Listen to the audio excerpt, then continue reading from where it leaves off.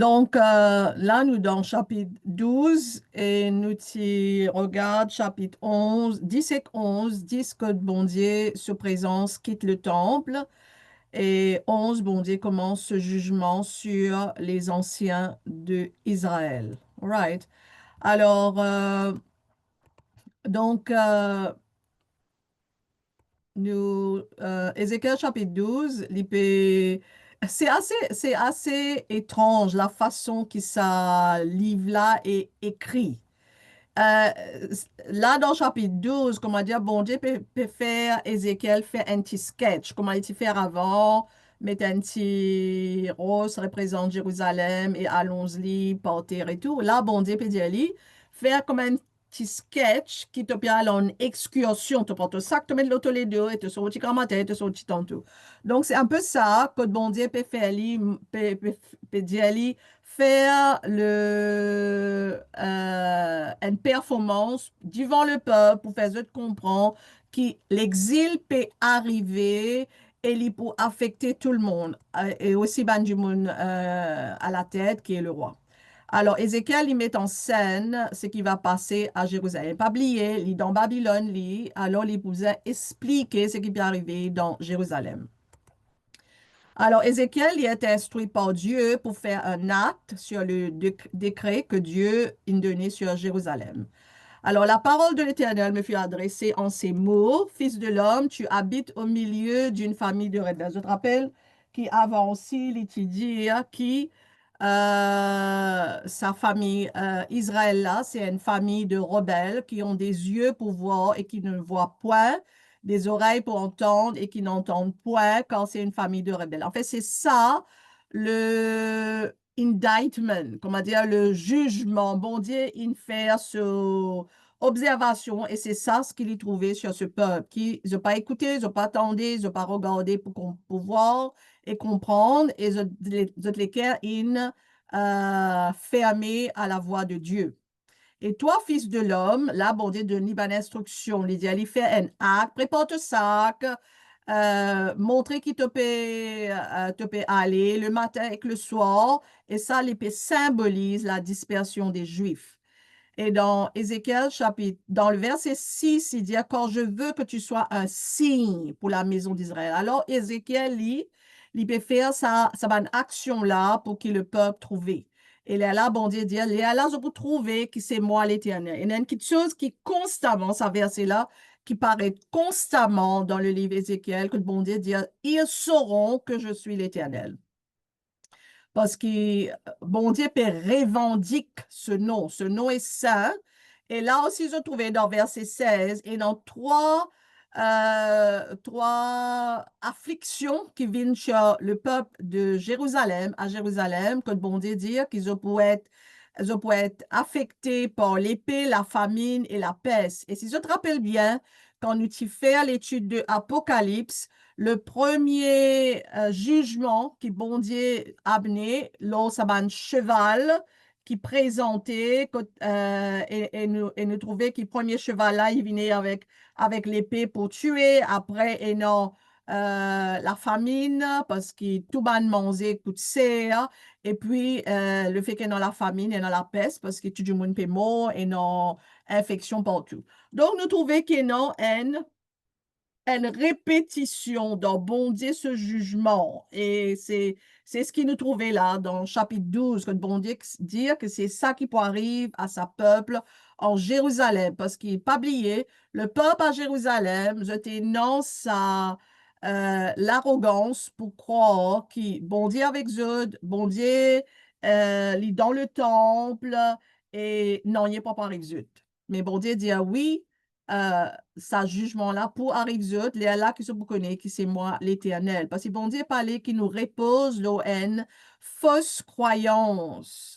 Parce que, par exemple, c'est dans du monde, dans l'église, par exemple, l'église catholique, vous trouvez qu'ils étaient dans un talisman, ils étaient dans un petit chose qu'ils ont gagné dans l'oude, ils ont amené, ils ont gardé avec eux, et pour eux, c'est une certaine sécurité qu'ils étaient non bon Dieu avec eux. Mais bon Dieu dit non, on pas parlé qu'ils ont vivre dans une fausse adoration là. Alors bon Dieu peut démanteler tout ça une fausse adoration qui le peuple et non. Donc, Ézéchiel, dans le chapitre 12, on peut pas lire le chapitre après, il est assez intéressant pour lire et comprendre. Et Ézéchiel prophétise contre ban moqueur parce que ça ban du monde dans Jérusalem, surtout ban ancien et ban prophète, pour eux de croire qui c'est qui Ézéchiel peut dire les fausses parce qu'il bondir avec Zut. Et là, Ézéchiel peut dire qu'il y a un du monde qui croit, qui peut prophétiser. Et dans le prochain chapitre, nous pouvons trouver que Zut peut prophétiser, qui est tout correct, tout marche bien. Zut donne une fausse l'espérance au peuple et bon Dieu pour venir contre Zut. Dans verset 22, l'écrire, Fils de l'homme, que signifient ces discours moqueurs que vous tenez dans le pays d'Israël? Les jours se prolongent et toutes les visions restent sans effet. Alors, je crois qui bondit avec Zut. Alors, là, bon Dieu dit, c'est moi, quand moi, l'Éternel, je parlerai, ce que je dirai s'accomplira et ne sera plus différé. Alors, bon Dieu peut dire, puis pas croire que c'est qui m'a peut dire, je peux arriver dans l'avenir, mais il peut arriver maintenant. Oui, de vos jours, famille de rebelles, je prononcerai une parole et je l'accomplirai, dit le Seigneur l'Éternel. Donc, chapitre 12, nous trouvons, ce que nous avons regardé là, maintenant nous regardons chapitre 13, que bon Dieu pour cause contre ban faux prophète et ban faux prophétesse. Et je tenais une fausse sécurité parce qu'il s'appelle le prophète là, puis donne l'espoir qui est basé pas sur la parole de Dieu, mais sur sa propre invention. Et bon Dieu peut dire qui m'a pour démanteler ce man du monde là, m'a pour détruire Dieu. Dieu condamne ceux qui parlent la paix quand il n'y a pas de paix. Parce que, par exemple, nous-mêmes, nous connaissons la parole de Dieu, et quand nous cause la parole de Dieu, beaucoup du monde pas content tonne ben causer qui fait juste être condamné. Parce que une petite chose que la parole de Dieu fait, la parole de Dieu lui apporte au jugement ceux qui pas dans le chemin de la vérité. Et, et la plupart du monde pas content tonne ben quelque chose comme ça. Je suis content, comme l'apôtre Paul dit, je suis content d'une conversation qui fait je content. Pareil comme ou guidi un enfant, les riez et ça, la joie là, les is momentanée. Quand au guidi un enfant, les riez, il y a une si la joie, mais en fait, c'est pas une la joie prolongée, c'est juste maintenant quand ça arrive. Alors, c'est ça que l'apôtre Paul dit quand il dit, il y a du monde content, ça a une qualité parole là, qui dit, fait gain ban ti la joie, ban ti plaisir. Mais bon Dieu, lit ce parole, lit la vérité. En fait, quand nous comptons du monde, parce qu'il nous comptons du monde, nous besoin informer eux qui se donnent la fausseté.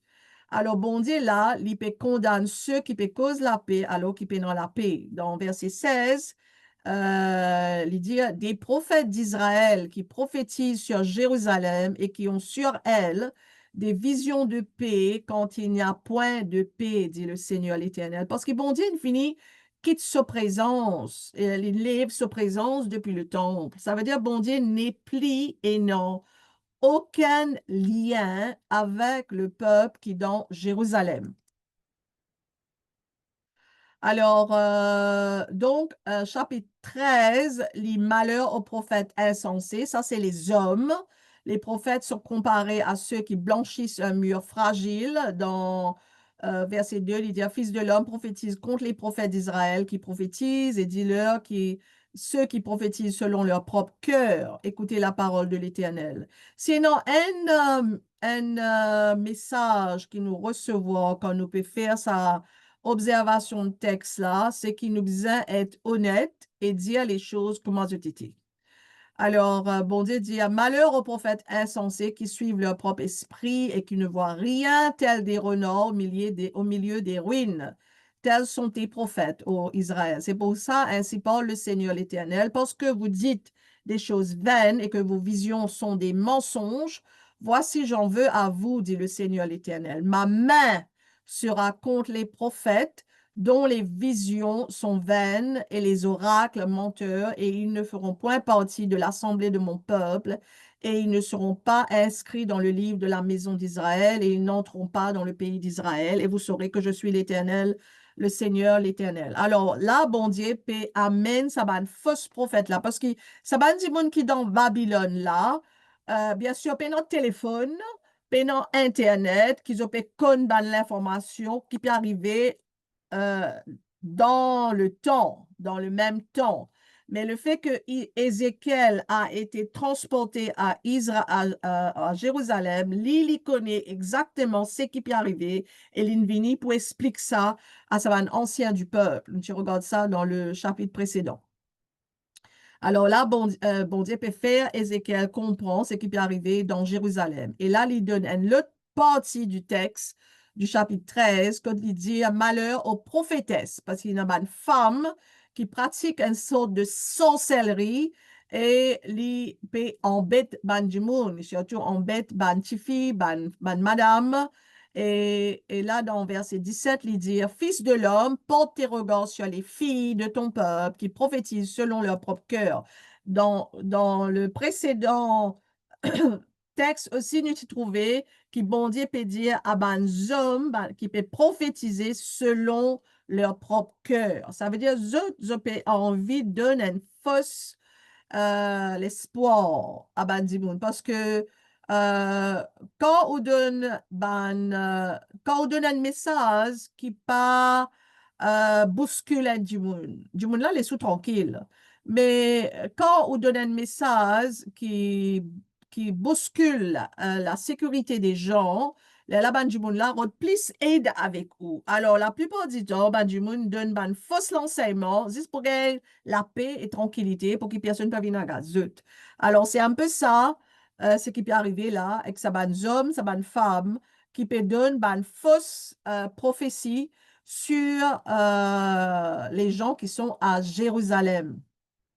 Alors là, il peut donner banti, ça va madame là, je fabrique un talisman, je fabrique un coussinet, mettre en bas de aisettes, ça veut dire en bas de les bras, je mets un petit coussin, mettre ça en bas de les bras pour donner un certain comment un tamise. Nous connaissons dans Maurice et non, ça va un sorcier faire ça, un petit tamise de nous mettre ça en bas ou les bras ou dans l'aise pour qu'ils vous sentiez une certaine sécurité. Tout ça là, bon Dieu peut dire là, tu peux faire ça et ça va une fausse prophétesse là, tu peux faire ça et donne ban du monde, ban faux espoir. Alors là, il dit, j'arracherai aussi vos voiles et je délivrerai de vos mains mon peuple. Ils ne serviront plus de piège entre vos mains et vous saurez que je suis l'Éternel. Alors là, dans tout ce groupe de personnes qui sont à Jérusalem et aussi à Babylone, bon Dieu est non un reste de gens qui pourraient être fidèles à lui. Nous avons Ézéchiel, nous avons Daniel, et ses camarades, et nous avons du monde qui pourraient être fidèles à Dieu. Et bon Dieu, lui, dans tout le groupe qu'il y a, et dans tout le temps, un groupe de monde qui sont fidèles, et parfois la plupart des gens gagnent une bénédiction à cause de sa petit reste-là. Et bon Dieu, lit ce lisier, lit l'eau, ça va du monde. Je te rappelle dans les précédents chapitres, quand nous tu lire, quand bon Dieu, tu avais un scribe qui t'a écrit le front ça va du monde qui est dans l'équerre pour bon Dieu à Jérusalem. Quand bon Dieu dit qu'il me manque zut et qui l'ange de la mort pas pour venir affecter zut, pas pour venir attaquer zut. Alors, bon Dieu connaît qui sana sont ses enfants. Et là, le fait que bon Dieu peut causer à tout le monde et non un groupe spécifique, un reste qui reste fidèle à lui. Parce que vous affligez le cœur du juste par des mensonges. Je voudrais, dans tout ce groupe-là, il y a des gens qui sont des justes. Quand moi-même, je ne les point attristés et parce que vous fortifiez les mains du méchant pour l'empêcher de quitter sa mauvaise voie et pour le faire vivre, vous n'aurez plus de vaines visions et vous ne prononcerez plus d'oracle. Je délivrerai de vos mains mon peuple, et vous saurez que je suis l'Éternel. Alors, je trouvais bon Dieu, il revendique ce groupe de personnes qui bon Dieu pour appeler son peuple. Et dans tout le temps, ça, partout, que ce soit dans l'Église ou dans Israël, et dans tout le temps, elle reste un groupe du monde qui vient, reste fidèle à Dieu. Et bon Dieu connaît exactement qui ce ban du monde là était. Maintenant, dans chapitre 14, le prophète cause l'idolâtrie dans le cœur. Et le thème clé, c'est que bon Dieu amène le jugement et il commence ça avec ban ancien du peuple. Alors, bon Dieu pour expose l'idolâtrie du cœur, même parmi les anciens d'Israël. Il dit, fils de l'homme, ces gens-là, alors quand il cause ces gens-là, c'est les anciens d'Israël, portent leurs idoles dans leur cœur et ils arrachent leur regard sur ce qui les a fait tomber dans l'iniquité. Me laisserai-je consulter par eux? Alors, ça, ban ancien Israël-là, c'est ban du monde qui apporte un mauvais conseil pour le peuple. Et nous trouvons ça même dans l'époque quand Jésus-Christ est sur la terre, que religieux dans le temple, dans le Sanhédrin, zoti ban du monde qui type amène le peuple dans la débauche. Et nous trouvons, comme là, nous trouvons dans Ézéchiel, 700 ans avant que Jésus-Christ vienne sur la scène, la mentalité des gens reste toujours pareille. Là aussi, nous trouvons que bon Dieu peut réprimer ban prophète et dans l'époque de Jésus-Christ aussi, sinon la même chose.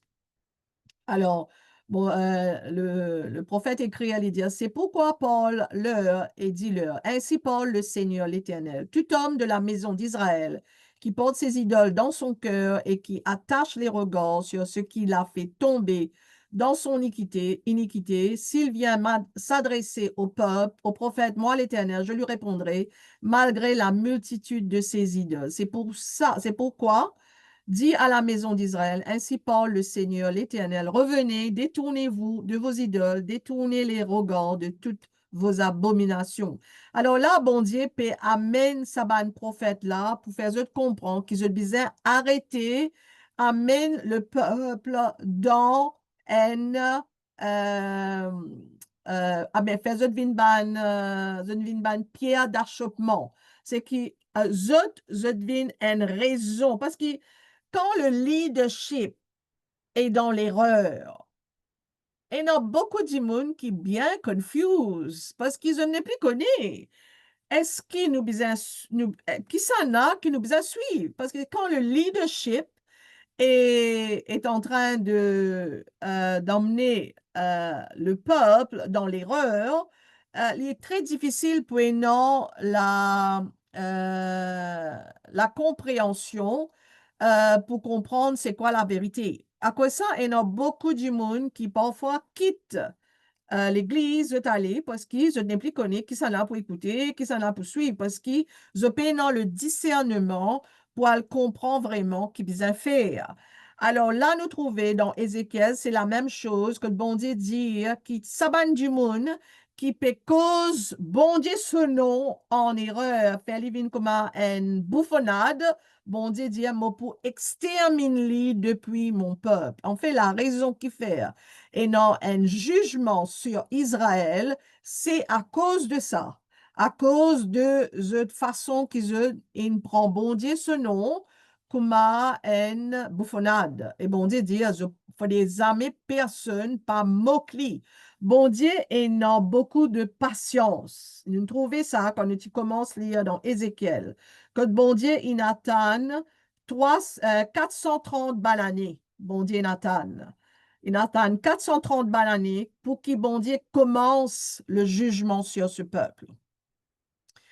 Et bon Dieu dit que ça va un prophète qui peut faire la séduction pour le peuple. Bon Dieu dit, moi, prends mes autres plus dans séduction pour qu'ils et moi, pour détruire eux au milieu du peuple. Parce que quand nous vîmes pareil comme un Judas, et non l'esprit du mal en lui, il pas te laisse guider par Dieu. Bon Dieu servit comme un pion dans ce plan pour faire le travail qu'il disait faire. Donc, ça m'a dit monde qui fait euh,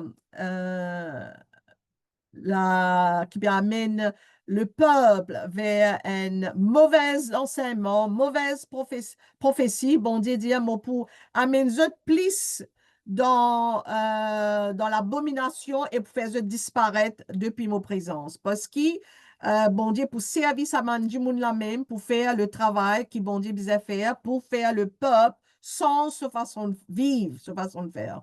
Alors, ils porteront ainsi la peine de leur iniquité. Là, bon Dieu dit qu'ils ont pour leur propre iniquité parce qu'ils viennent, au lieu qu'ils viennent ban prophète, pour cause, pour bon Dieu, ils viennent ban prophète qui cause pour le désir des autres léqués. Et la plupart, de tu trouvais, surtout ban femmes, quand ils mentionnaient qu'ils ont gagné leurs ans pour ce qu'ils ont faire.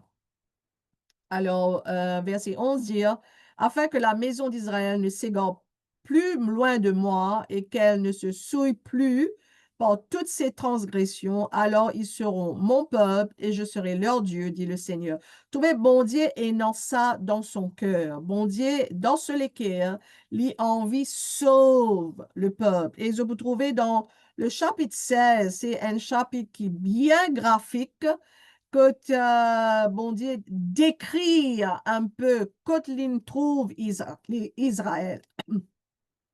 Et là, dans le reste du chapitre 14, bon Dieu dit que même si non Noé, Daniel et Job, parmi eux, ça ban trois dimons là, pas pour qu'à sauve eux, mais opposé sauve eux tout seul. Parce que ça peuple là, il vient tellement désobéissant. Alors, bon Dieu dire qu'il est pour faire une bébête féroce qui pour grandir en nombre, pour venir détruire les autres, et personne pas pour capable sauve le jugement de Dieu.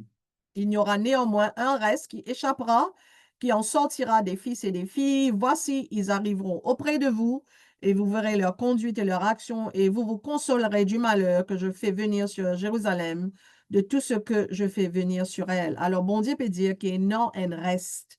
Bon Dieu amène toujours un reste qui pour garde ce fidèle, qui peut être fidèle à lui et ça reste là pour venir le témoignage de Dieu parmi le peuple Israël. Alors, dans chapitre 15, Jérusalem est comme la vigne. La vigne, nous connaissons la vigne, elle représente un pied qui porte fruit. Et quand un pied n'est pas porte fruit, qui fait en lit, bizarre, coupe les brûler, mais d'autres fait nous brûler pour nous gagner la chaleur avec le feu. Donc, Jérusalem, là, dans chapitre 15, il représente la vie, et la vie qui ne porte aucun fruit. Parce qu'il la vie qui ne porte fruit, il vous êtes brûlé. Alors, dans verset 2, il commençait pour dire, Fils de l'homme, le bois de la vie, qu'y a-t-il de plus que tout autre bois, le sarment qui est parmi les arbres de la forêt? Prend-on de ce bois pour fabriquer un ouvrage? Et tire-t-on là, il explique un peu les détails qu'on fait, tout le monde avec nous faire avec du bois. Et là, bon Dieu peut dire que quand une vigne, un plant, n'est pas porte fruit, c'est pourquoi ainsi parle le Seigneur l'Éternel. Comme le bois de la vigne parmi les arbres de la forêt, ce bois que je livre au feu pour le consumer, ainsi je livrerai les habitants de Jérusalem. Je tournerai ma face contre elles. Ils sont sortis du feu et le feu les consumera et vous saurez que je suis l'Éternel. Alors là, bon Dieu apporte ce jugement sur Jérusalem parce qu'il nous connaît que Jérusalem, il est sous le jugement de Dieu et non, il reste qui sont épargnés, ceux qui ont le signe sur eux de front et bon Dieu pour apporter la destruction sur ce peuple parce qu'ils ont été infidèles, dit le Seigneur. Alors là, laisse-nous regarder un peu le dernier chapitre et moi, envie de passer un peu plus de temps dessus. Le peuple élu de Dieu est censé porter des fruits, sinon le jugement de Dieu est justifié. Alors là, nous connaissons, c'est ce qu'on a lu dans chapitre 15. Et pas oublier, Ali, pour comprendre mieux.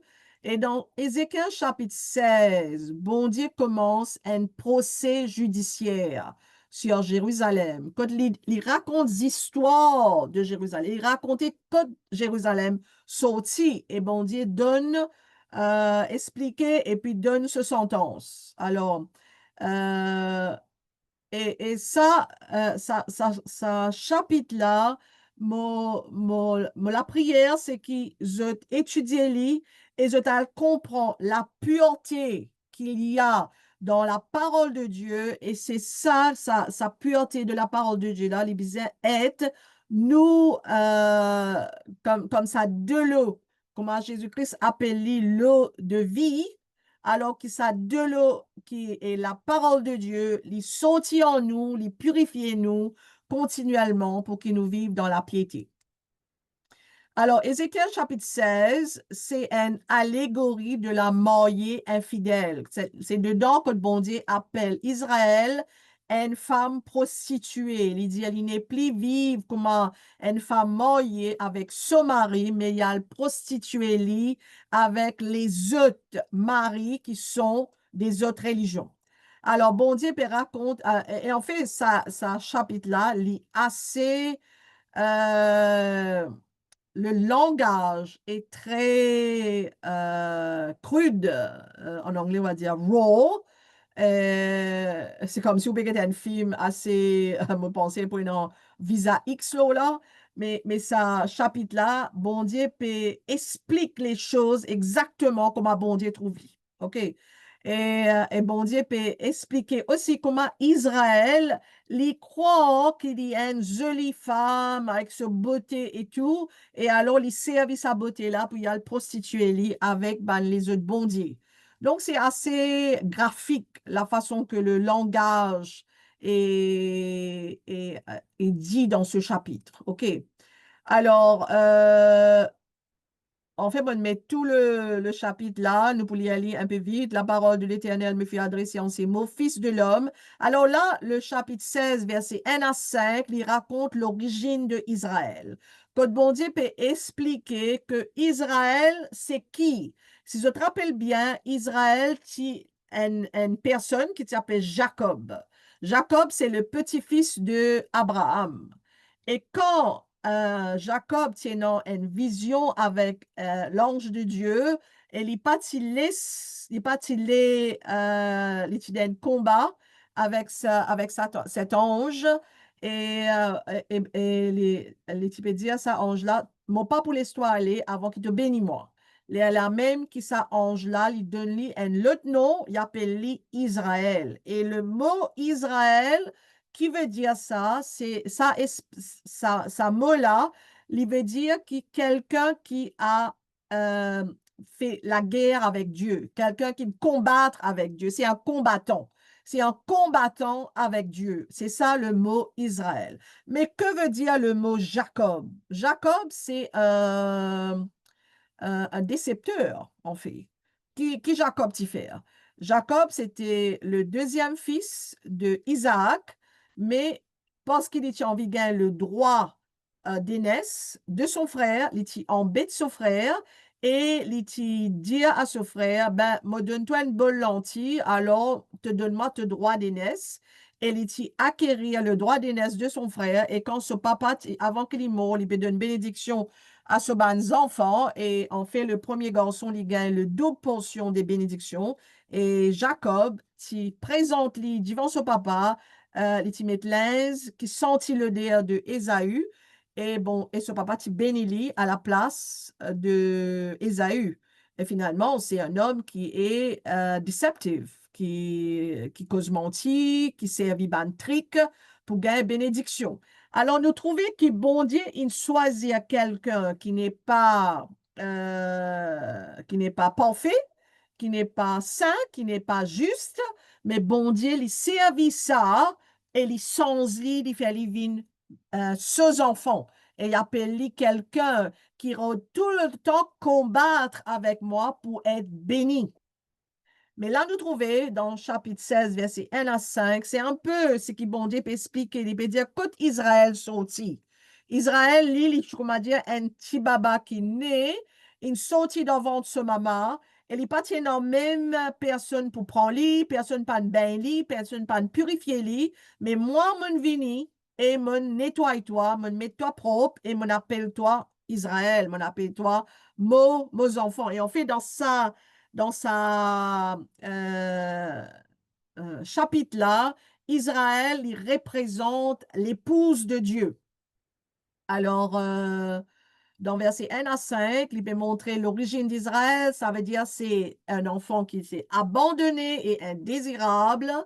Et bon Dieu peut rappeler à Jérusalem, c'est ban origine, ils sont aussi les humbles, même pour dire qui te ban parents, c'est ban amoréen et te ban étien. Alors ça, c'est ban païen, c'est ban du païen, parce que s'il y a une chose que Israël envie prend un certain orgueil, c'est qu'ils ont un peuple mis à part. Ce pas ban païen, c'est un peuple sémitique qui, bon Dieu, il choisit à eux pour un but spécifique. Alors ça, bon Dieu, peut rappeler eux, peut dire eux qui, eux, maman et eux papa, c'était ban païen, parce qu'ils étaient païens avant qu'ils aient été choisis par Dieu. Et je pas t'y laver, je t'y indésirable, je pas t'y non, non et bon Dieu, peut rappeler eux de vulnérabilité, qu'ils ne sont pas capables de faire non sans lit. Pareil comme à nous, nous sommes sauvés par Dieu. Nous ne sommes pas capables de présenter nous devant n'importe qui pour dire que moi, mes enfants, bon Dieu, par mes bonnes œuvres. Je peux faire ministère, je peux faire évangélisation, ou je peux donner manger du monde, on peut faire ça. Ça n'a rien à voir avec nos positions comme un enfant de Dieu. Et dans versets 6 à 14, bon Dieu peut expliquer que c'est lui qui élit Israël. C'est bon Dieu qui choisit Ali. Bon Dieu dire, qui me trouve toi dans ton malpropreté, et moi, me tire toi, me lave toi, et me mets toi, j'étendis sur toi le pan de ma robe, je couvris ta nudité, je te jurai fidélité, je fis alliance avec toi, dit le Seigneur, et tu fus à moi. Alors là, bon Dieu peut montrer que c'est lui qui fait l'alliance avec Israël, et bon Dieu pour aussi dire qu'il donne l'île de fin lin avec la soie, l'étoffe brodée, que bon Dieu explique à Israël qu'il me donne toi tout ce qui est meilleur. Parce que pour bon Dieu choisir une nation parmi toutes les nations du monde, c'est parce que bon Dieu a envie de choisir cette nation pour devenir la lumière du monde. Alors bon Dieu peut façonner d'une façon pour faire lui vraiment attirante devant le monde entier. Et c'est ça qui bon Dieu dit que tu étais d'une beauté accomplie, digne de la royauté. C'est extraordinaire quand même. Que bon Dieu dit qui te dit tellement jolie, tu as une beauté extraordinaire, digne de la royauté, qui est au-dessus de toutes les autres nations. Mais Ézéchiel, dans verset 6, bon Dieu rappelle à ce peuple qui te dit dans te malpropreté, dans te disant, te fait que né, te pas dans personne, mais moi, mon amène-toi, mon nettoie-toi, et et ta renommée se répandit parmi les nations à cause de ta beauté, car elle était parfaite grâce à l'éclat dont je t'avais orné, dit le Seigneur l'Éternel. Alors, bon Dieu, puis rappelle à Israël, quand ils sont sortis, parce que ça moment qui nous peut lire Ézéchiel, quelques décennies avant, le peuple Israël, c'était une des superpuissances du monde, sous la royauté de Salomon et de David, surtout de Salomon.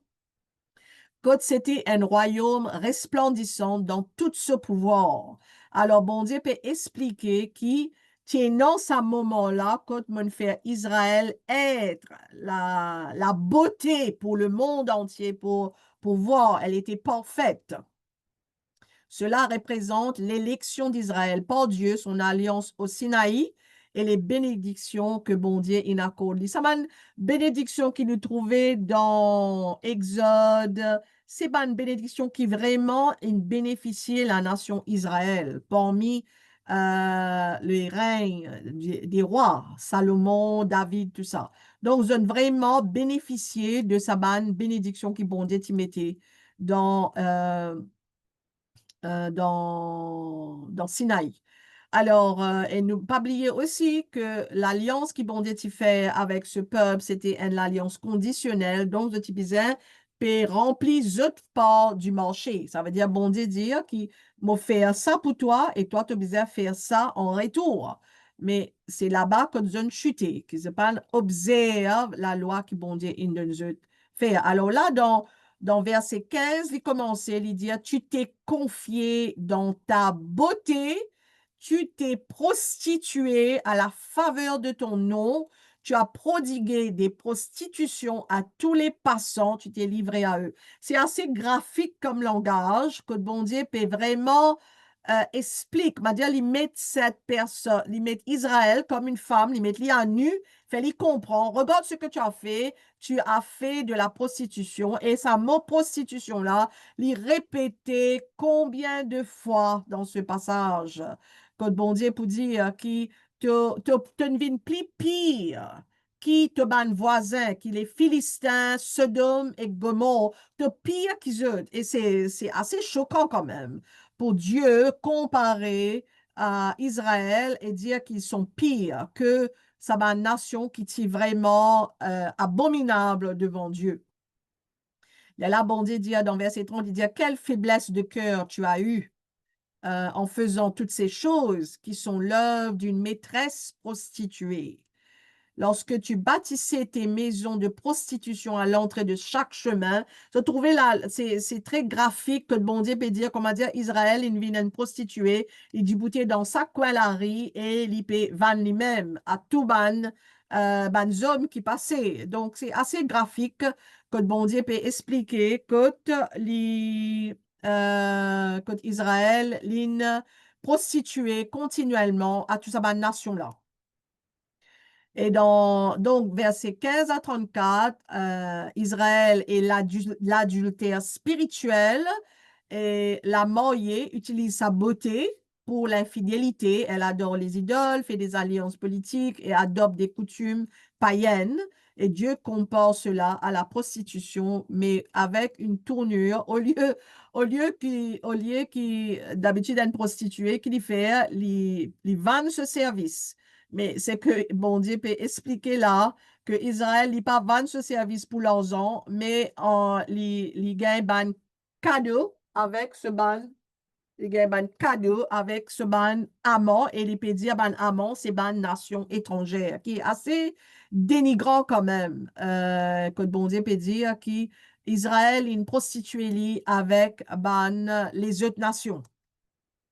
Donc, cette section est assez brute et intense. Il montrait la profondeur de la trahison d'Israël. Et on continue, par exemple, quand nous réfléchissons à tous les problèmes que Israël il trouve en ce moment et il trouve pendant des millénaires, c'est à cause de ça. C'est que bon Dieu choisit eux autres, mais au lieu qu'ils obéissent à bon Dieu et qu'ils suivent les préceptes et les prescriptions de Dieu, ils fait autre chose. Ils fait ce qui se les désiré et ils fait ce qu'ils y envie. Pareil, comment ça va, les autres chapitres là, inexpliqués. Alors, bon Dieu appelle Israël carrément, c'est pourquoi prostituée. Il appelle les carrément prostituée. Ainsi parle le Seigneur l'Éternel, parce que tes trésors ont été dissipés, que ta nudité a été découverte dans tes prostitutions avec tes amants et avec toutes ces abominables idoles. Le langage est vraiment très crude. OK? Alors, je vais lire les autres. Pas envie de lire tout ça, qui ça. C'est assez dur pour moi-même de lire tout ça là à haute voix. Mais encourage à lire pour comprendre un peu jusqu'à quel point Israël amène lui en bas. Et bon Dieu dit dans verset 42, il dit, j'assouvirai ma colère contre toi et tu ne seras plus l'objet de ma jalousie. C'est pour ça, bon Dieu apporte le jugement sur ce peuple. Et nous trouvons qu'il ça a commencé avec l'année 70, que le temple il disparaît, il brûlé complètement et sa peuple-là est encore sous la condamnation de Dieu. Et cette délivrance, en fait, y arriver dans la tribulation. Et bon Dieu dit, Ali, tu t'es pas souvenu du temps de ta jeunesse, parce que tu m'as provoqué par toutes ces choses. Voici, je ferai retomber ta conduite sur ta tête, dit le Seigneur l'Éternel. Tu ne commettras plus le crime avec toutes tes abominations. Alors, bon Dieu peut dire qu'il y a un jugement qui peut venir sur ce peuple. Et on continue, bon Dieu, par rapport à ce jugement pour l'infidélité de ce peuple. Dieu annonce que Jérusalem sera exposée devant ses amants. Ça veut bon Dieu, Pinizot et les nations pour trouver comme une épouse adultère selon la loi du Torah. La nation étrangère se retourneront contre elle, image du siège et de destruction. Alors, nous connaissons que ça peut arriver. Déjà, il est arrivé l'année 70, comme on m'a fait expliquer tout à l'heure, mais ça peut arriver aussi dans la tribulation quand les nations païennes pour venir pour détruire Israël. Et ça, c'est un avertissement prophétique que bon Dieu, ça exil babylonien là, c'est le commencement du siège de Jérusalem. Que bon Dieu commence physiquement, apporte le jugement sur cette nation. Et dans le reste de ce passage-là, que bon Dieu peut dire, Jérusalem, te pire qui te bonne sœur, te pire qui Samarie, Sodome, te pire qui Zod, parce que toi, tu es non la vérité, mais tu as fait le crime de l'adultère, plus pire que sa nation, qui déjà, c'était une nation abominable. Donc, Jérusalem donc, est pire que ses sœurs. Jérusalem est comparée défavorablement à Samarie. Et on dit qu'elle est encore plus corrompue, une déclaration choquante compte tenu de la réputation de Sodome. Donc, c'est ce qui bon Dieu qui trouve dans le cœur. Bon Dieu connaît tout qui se puis non, il est qui est caché à lui. Alors là, bon Dieu peut expose Jérusalem, peut dire qu'il te pire qui Sodome, te pire qui Samarie, qui était la capitale du nord d'Israël. Alors, le dernier bout qu'on va lire,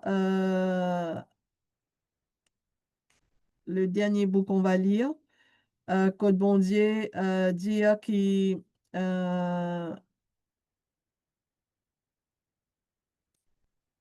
Bondier apporte la restauration. Bon, mal faire sa précédent diapo là. Bon, Bondier apporte la restauration et l'alliance éternelle. Bondier promet une restauration éventuelle, même que Samarie et Sodome dans un futur plan rédempteur. Même ça man pays là, Bondier sauve eux et cela l'IP pointe à une alliance qui Bondier a portée dans Ézéchiel 36 et Jérémie 31. Le chapitre est terminé donc, c'est chapitre 16 qui est assez graphique et assez horrible quand même. Ce chapitre-là, il est terminé avec une promesse et bon Dieu dit qu'il pour écrire sur la loi l'aux autres l'écrire. C'est pour ça la loi conditionnelle qui t'y est donné à ce peuple, c'est seulement Jésus-Christ qui a pu l'accomplir.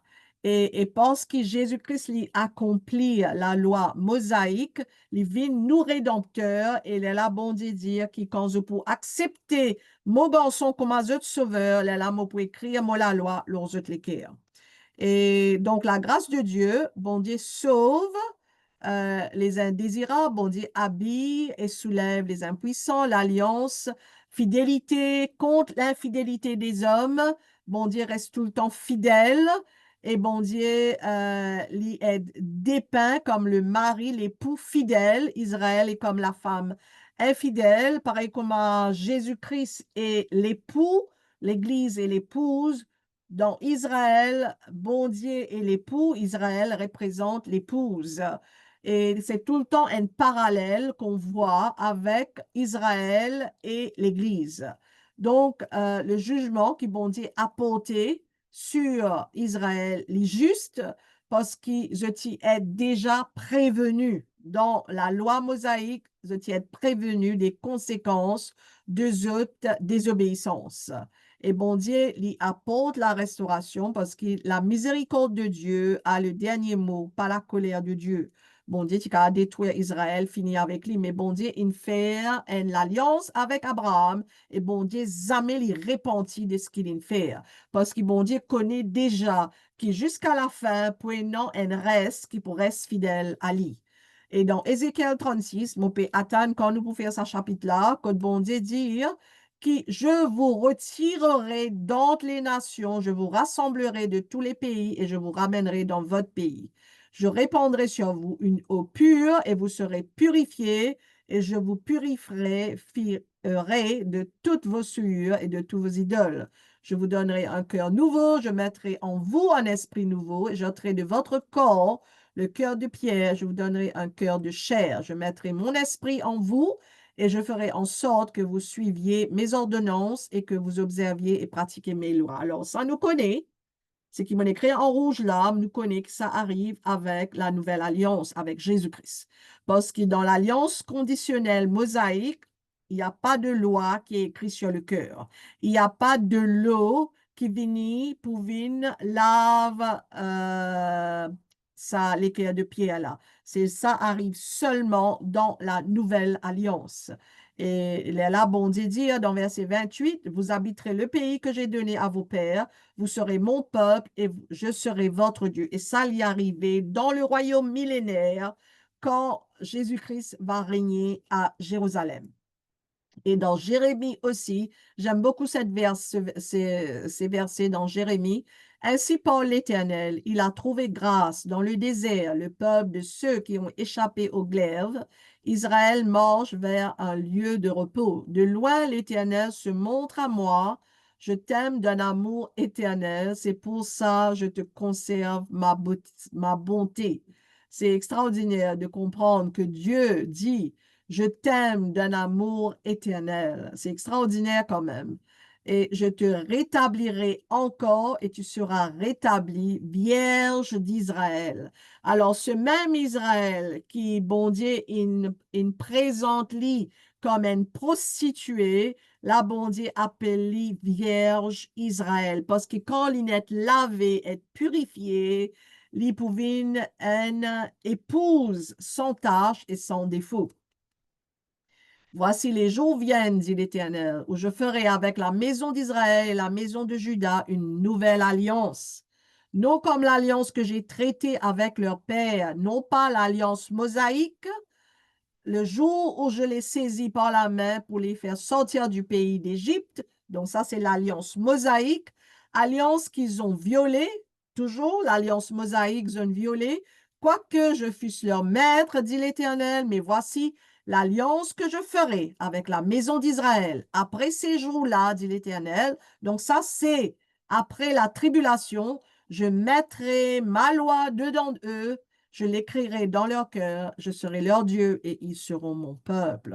Celui-ci n'enseignera plus son prochain. Quand tout le monde est dans la loi de Dieu écrite à los autres l'équerre, personne n'a pas besoin de dire, nous besoin à la synagogue pour l'apprendre.